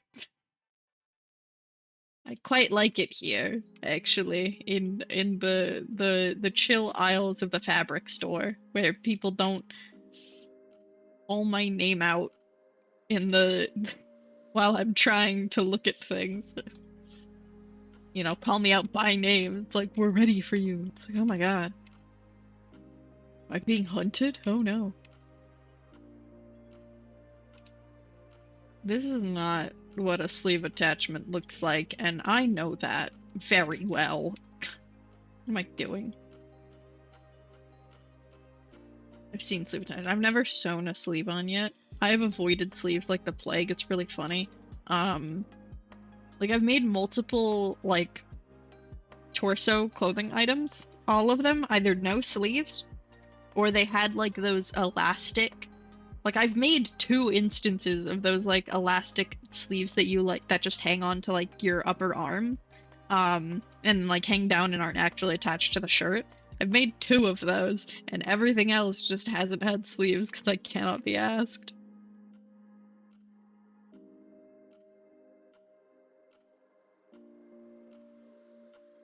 Like, I don't know, man. Sleeves are hard. I'm afraid of sleeves. I barely managed to put a hood on a cloak a while ago. I managed to put it on sideways somehow. That was really an achievement, honestly. I don't know how I did that. it was very, very obvious where I needed to put it. I just stopped paying attention at some point, and then I put it on and went, this is wrong. It was for a Halloween costume, so I didn't fix it because no one would be able to see it. But I do still own the capelet, and I may rip the seams at some point to put it on correctly. Or just remake it entirely, honestly, because I still have a bunch of the like fabric left because I got it for like really cheap. Because it's not a costumey fabric per se, but it's not like a super high quality one either. You know, like I wouldn't make a proper like capelet that I'm trying to keep warm with out of it, but I would make a spooky ghost outfit out of it. I did make a sort of Reaper-ish outfit with it, actually. Like, I might just, like, remake the capelet, honestly, because I have more of the fabric. And honestly, like, it was a fairly cheap fabric to begin with, and I got it on sale, so I might make it out of that, like, make another prototype out of it. Because I only gave, like, one shot to the, yeah, this looks good. I only really gave one shot to the... Why is this... The shoes part, okay. Like, why is this so square compared to what it's on top of? Like, I only took one shot at the capelet originally because it was for a Halloween costume and I was running out of time very badly. But I might, like, take a couple more cracks at it to get it where I want it and then get some, like, nicer fabric. Because I would love to have a capelet. I think that is very stylish. Like, I already have capes. Not, like, superhero capes or anything, but, like, proper cloaks. I mean, like, I don't have capes, I have cloaks. Like, I have, I think, 3 cloaks at this point. One from my grandmother that I got, like, ages ago. Another that I believe I bought at either a pirate event or a Ren fair. And then, another that I think I got for my birthday at one point. But, like, I have several capes, or cloaks, and I really like them. But capelets, there's something else about them, you know? They're so fancy. They're very... I don't know. I want to have, like, a proper capelet. So I'll probably make one of those at one point. You know, finish prototyping and then get some, like, nicer fabric. And then if I have enough extra of the, like, nicer fabric, I mean, because I'll probably make it out of, like, either black or a very deep blue. And if it's a very deep blue, then I should still be able to use it, but I might make a hoodless capelet cosplay piece out of it because I'm slowly but surely building a cosplay for a character that I really like from a series called Sandersides. His name is Janus. He's very snake themed and he has a very lovely capelet, so I want to make that at one point, but I'll need to get like I'll need to learn how to line things, which shouldn't be too difficult, but at the same time, you know, it'll definitely be easier than what I was doing with the original Halloween capelet, and honestly, I might follow this pattern for the new one too, because this was just a circle. It didn't have a split in the middle, it was just seamless, which is fine, but I might try and do it, like, with having that split, on the inside for my actual capelet as well, so we'll see. But, like, cosplay-wise, I definitely want to make the capelet, because, I mean, I have the yellow gloves, I've figured out how to do the makeup mostly. I have a hat that, while not exactly accurate, because he wears a bowler hat. Fucking nerd. I'm kidding. I'm not, but, you know, he wears a bowler hat, but I have something that, while not a bowler hat, is similar enough, and it looks really nice. So I tend to use that, and then, you know, I've got, like, slacks and fancy shoes, but I'm thinking I might try to, What is that erasing? Oh, okay. No, there's something more there. Well, it's gone now. Alright. But like I might try and find another pair of like black slacks or maybe like jeans or something. I don't know. Just some pair of like black pants that I can alter. Because I might try to add like a sort of wraparound snake design onto it, just because I think that would look cool. And you know, the character is very snake themed. Um, and I've gotten into the habit of drawing him with this sort of like wraparound snake thing on his pants. So if I make that into my own cosplay, I think that'd be pretty cool.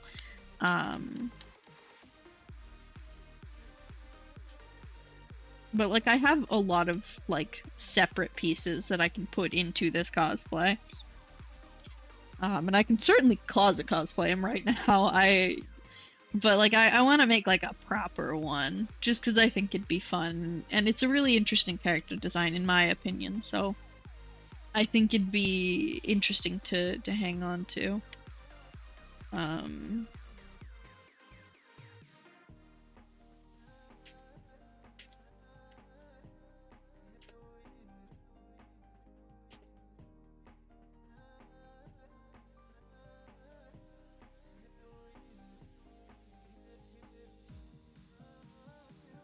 And then he's got his cane that a lot of people draw him with.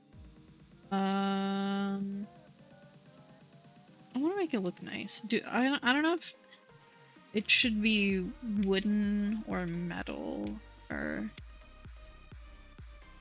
like is it a collapsible one? Is it an adjustable one? Or you know, no. Scar, if we're making him a fancy guy, he's got a custom one. So it'll be, this is not the right height in the slightest, so I'm not going to bother with drawing this hand because that is not the height a cane should be at. It should be here. It should be at your hip. And then your arm does a sort of like 45-degree angle thing when grabbing it. Just because that's the best way for it to be the same length as your legs while you walk, so that you're not like fucking up your gait with something that's supposed to help with you walking. But I feel like he'd have like a one that's like built to his height. Because I mean, if we're making him a fancy guy, may as well give him a fancy cane. So I'm thinking wooden.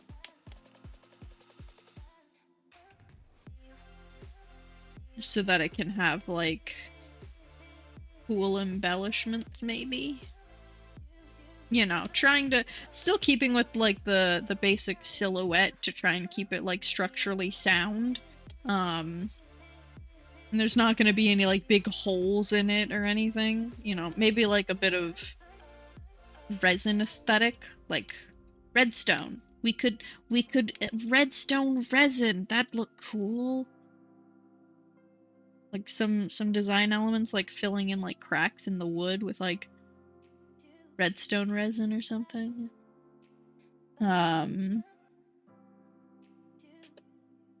Maybe a couple gold embellishments on the side.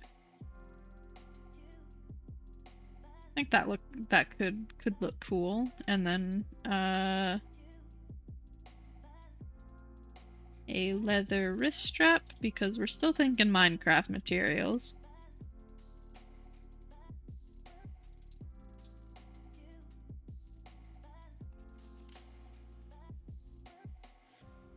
We're still thinking Minecraft materials, I say, as I have given him a very, very fancy outfit for living in the wilderness, with leather as your only fabric.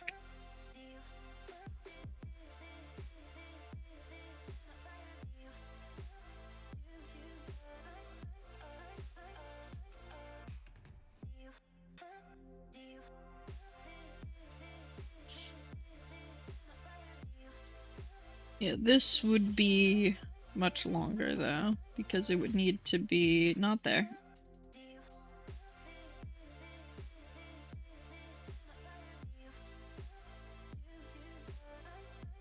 Need to be about that long-ish. Kind of. This like resin thing is giving me ideas for one of my own characters who also has a cane. What I could do to make his look more interesting. Because currently it's very boring. Like, it's just some plain wood. It's just a bland, no intrigue on it, which is no fun. You know, it's another piece of like wear that can be accessorized. You know, it's a mobility aid, but you can make it look nice. A lot of people like embellish their canes or their wheelchairs where they're like with like stickers or like backpack tags or that kind of thing in places where it doesn't like affect its ability to help with mobility. So like along this edge, if it's not an adjustable cane, you can pretty much cover this thing in stickers or tape or whatever you want to like decorate, I don't know, wallpaper.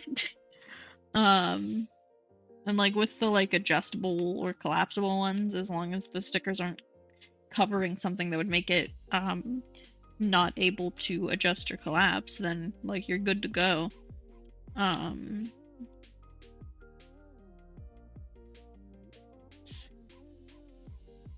so generally it's fun to add a bit of intrigue and pizzazz to the way it looks, as long as it is not undermining the functionality of it. Which I don't think some fancy redstone resin making it more structurally sound and some cool gold paint would undermine the functionality, so I think we're in the clear there.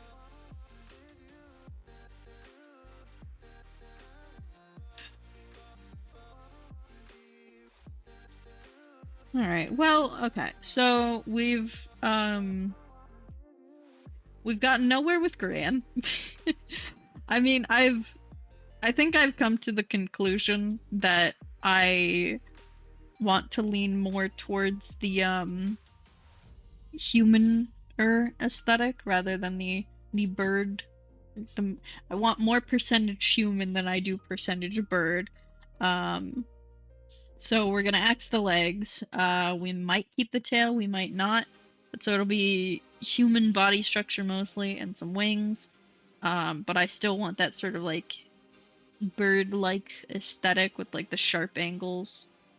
Ish. I don't know. I want to make his little eyes look like a bird's. Cause it's a, cause it's a, get it? I don't know, something about it just feels right, and I feel like this looks good. I think it's just the hair. Like, looking at it again, after having, you know, rested my eyes for a little while, paying attention to a different character design and just not looking at this, it's definitely the hair. It doesn't look as weird to me anymore, but I certainly just need to like futz with the hair a little bit, and I'll be able to get it where I want it to be, which is not this. But like I'll be able to get it where I want it to be, which is like a little more messing around. And I mean, I'm kind of not following along with the hair of this at all, because it seems like it's being designed to be very short, and I don't care. I'm gonna draw it fluffy regardless. But like I think I'll futz around with Grian's design a little more. Figure out where I want to go with it. But I'm happy with the progression of Scars so far. You know, I like the suit jacket look. I'm probably gonna keep the vest option still. And I'll just like switch between the designs whenever I want, because I can. But I'm feeling good about this so far. I'm not really sure what I want to do with these though, cause like I had facial scars on him originally, but I want to be more like precise with those. Just for the interest of like where to get them, you know? Cause again, scars open a lot of room for did the music just stop? No, it just took a while to move on to the next song. Because like scars allow for a lot of like story options, and so I want to be a little more specific with those. You know, how did he get them? Why did he get them? Delve into the life series lore, see if there's anything there that could cause interest in being carried over, that kind of thing.